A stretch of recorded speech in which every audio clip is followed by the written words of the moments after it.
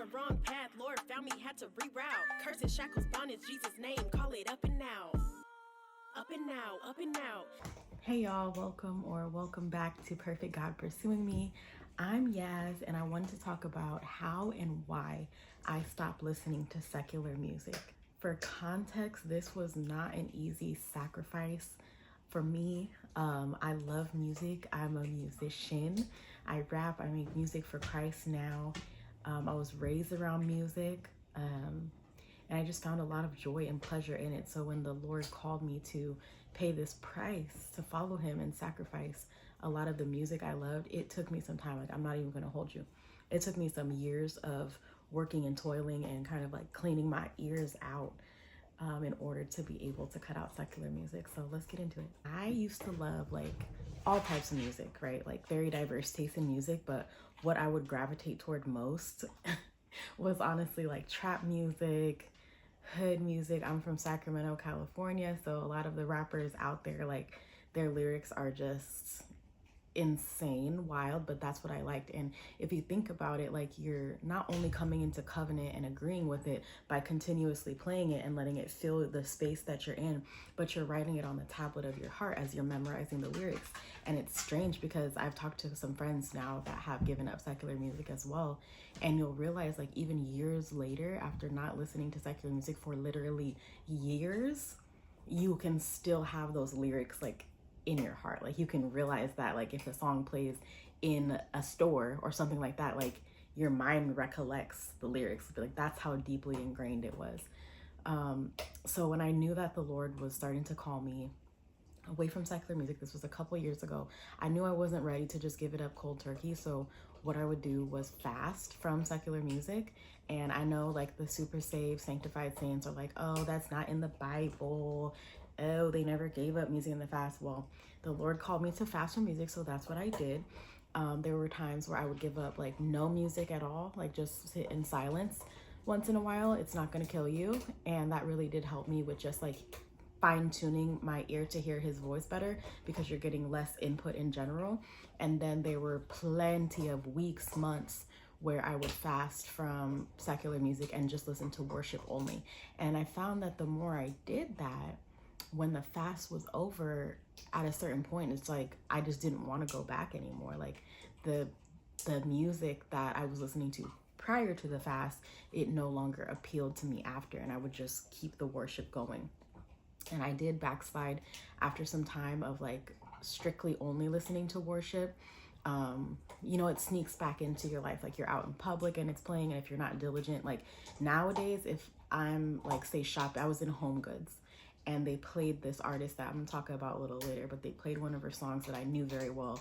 And I knew that because I used to love this type of music so much, and because it was, the lyrics were already readily available inside of me, I had to leave the store. Like I literally dropped what I was about to buy, and I was like, you know what, my faith is more important than this shopping spree right now. So I left Home Goods because they were playing that specific song.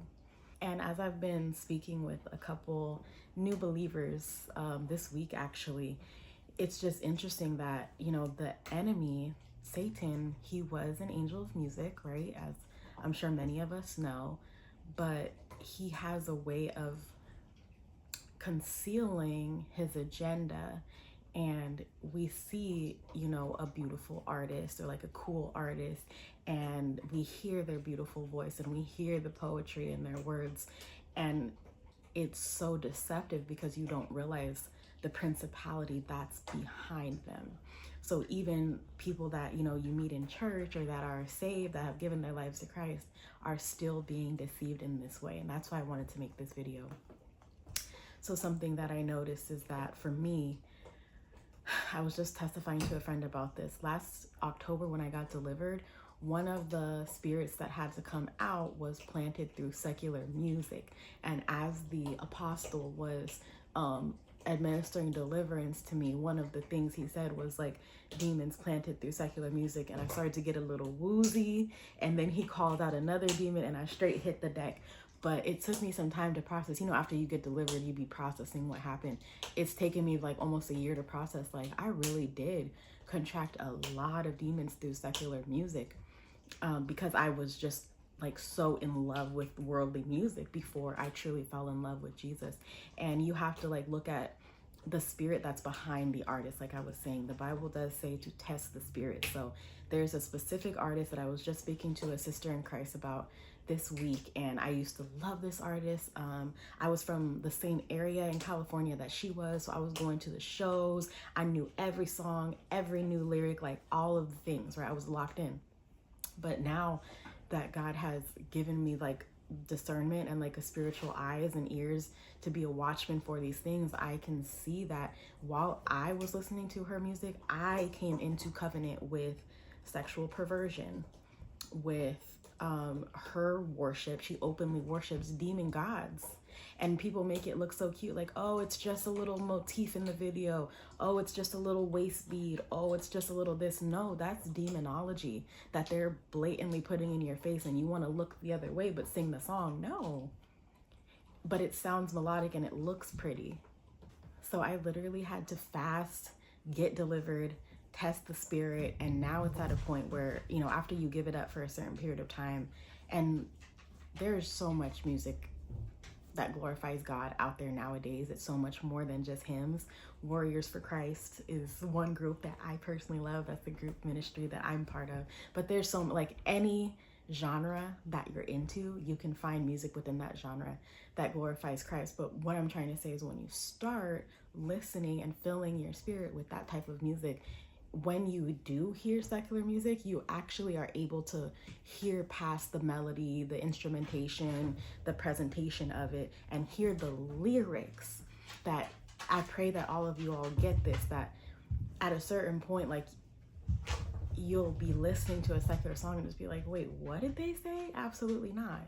Absolutely not. That does not glorify God. It doesn't matter if I used to love it as a kid. It doesn't matter if it's nostalgic. It doesn't matter if I just like the beat, because you can find any beat and you can find any genre. Like my playlist goes from everything: soft rock, country, obviously rap, trap, R&B, hip hop, but all for the glory of God. Like there's literally no excuse nowadays. And it's just interesting how the Lord just keeps bringing this to my attention, that this is a way that the enemy like literally sneaks his way into the lives of God's children. And I thank God that he changed me and woke me up from it. And I just pray the same for you all.